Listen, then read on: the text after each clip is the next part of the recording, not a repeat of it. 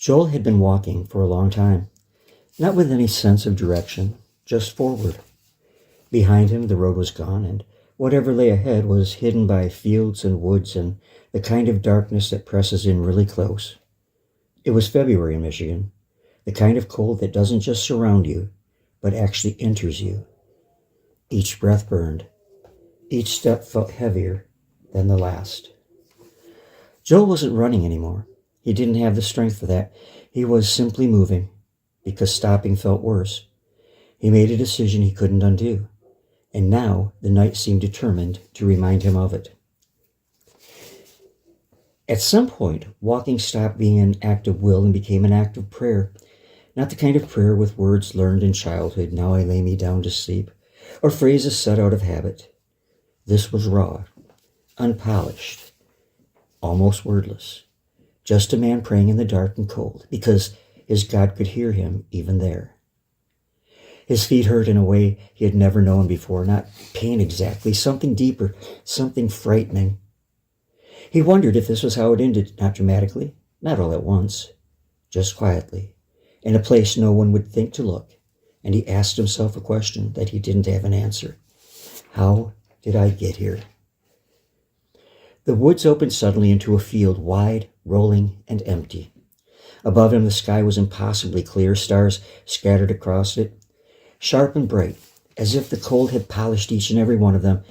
Joel pushed on, and then through eyes blurred with tears, he noticed something strange in several places across the field.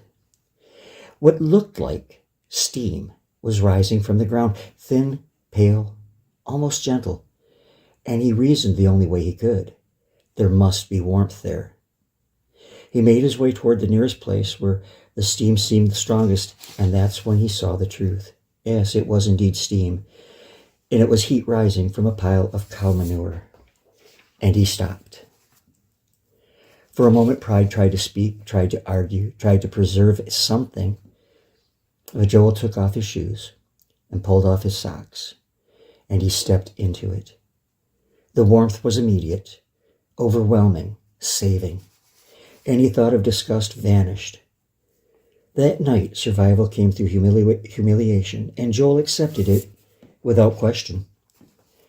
When he reached the far edge of the field, there was a barbed wire fence, and beyond it a dirt road.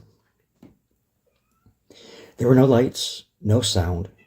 Somehow he passed through the strands of wire without a cut, and as he stepped onto the road, he saw her, a woman walking a dog, and it made no sense. There were no houses nearby, no reason for anyone to be there. Joel spoke to her, his voice barely steady, and he said he was lost, asked if she knew where he could find help. She didn't ask questions. She didn't hesitate. She pointed. In the distance he saw it, a white church steeple bright against the darkness. "The parsonage is right next door," she said, "and the pastor will help you." Joel thanked her, turned to follow the direction she had given, and then on an impulse he turned back to thank her again, but she was gone.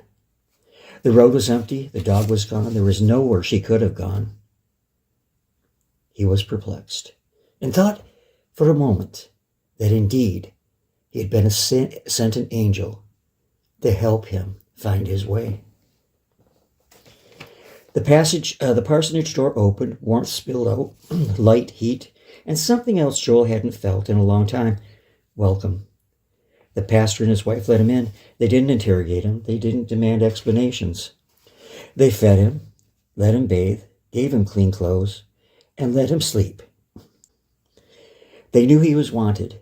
They knew the trouble he was in, and they helped him anyways. Joel didn't take that lightly.